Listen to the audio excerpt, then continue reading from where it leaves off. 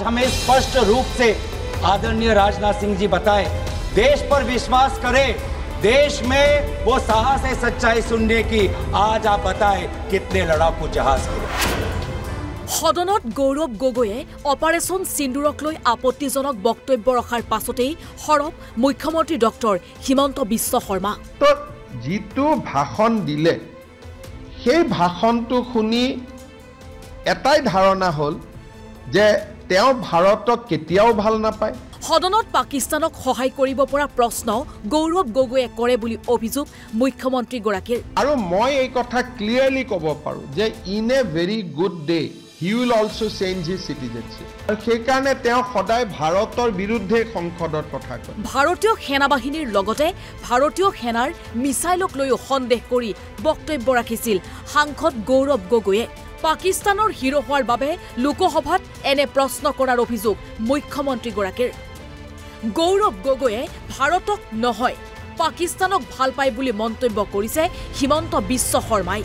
সেই ভাষণটো শুনি এটাই ধাৰণা হ'ল যে তেওঁ ভাৰতক কেতিয়াও ভাল নাপায়। গৌৰৱ গগৈয়ে 2014 চনৰ পৰাই পাকিস্তানক সহায় কৰা প্ৰশ্ন কৰে বুলি অভিযোগ মুখ্যমন্ত্ৰী ডক্টৰ শৰ্মাৰ। তো যিটো ভাষণ দিলে সেই ভাষণটো শুনি এটাই ধাৰণা হ'ল যে তেওঁ ভাৰতক কেতিয়াও ভাল নাপায়, নিজৰ ল'ৰা ছোৱালীকো বিদেশী কৰিছে, পত্নীকো বিদেশী কৰিছে। আৰু মই এই কথা ক্লিয়াৰলি ক'ব পাৰোঁ যে in a very good day he will also change his citizenship. কিন্তু যদি 2014 চনৰ পৰা তেওঁৰ সংসদত ভাষণ আৰু প্ৰশ্নবিলাক চাই প্ৰত্যেকটোৱে পাকিস্তানৰ সহায় কৰিব পৰা প্ৰশ্ন, গতিকে তেওঁৰ খুব বেলেগ ধৰণৰ সম্পৰ্ক পাকিস্তানৰ লগত। পাকিস্তানৰ পক্ষলৈ মন্তব্য কৰাৰ পাছতেই বিপদ আসন্ন গৌৰৱ গগৈৰ। CBI বা NIA তদন্ত কৰিব গৌৰৱ গগৈৰ পাকিস্তান ভ্ৰমণ। 10 ছেপ্টেম্বৰত তদন্ত শেষ কৰিব SITয়ে। 11 বা 12 ছেপ্টেম্বৰত SITয়ে দাখিল কৰিব প্ৰতিবেদন। 15 ছেপ্টেম্বৰৰ পূৰ্বে কেবিনেটত দাখিল কৰিব গৌৰৱৰ পাকিস্তান ভ্ৰমণৰ তদন্তৰ প্ৰতিবেদন। আমাৰ যিটো SIT তদন্ত আছে, আমি আগতে আপোনালোকক কৈছোঁ, বহুতবাৰ কৈছোঁ যে ইয়াৰ শেষ সময় 10 ছেপ্টেম্বৰ।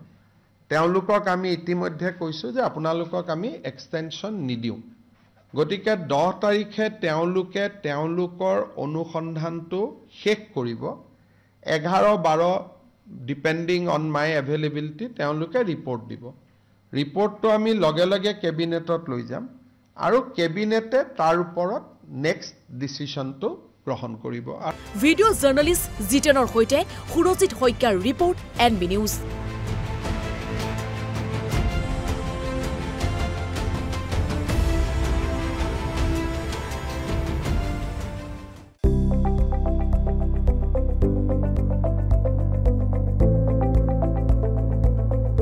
NB নিউজ, সহজ সৰল ভাষাত নৱভাৰতৰ কথা।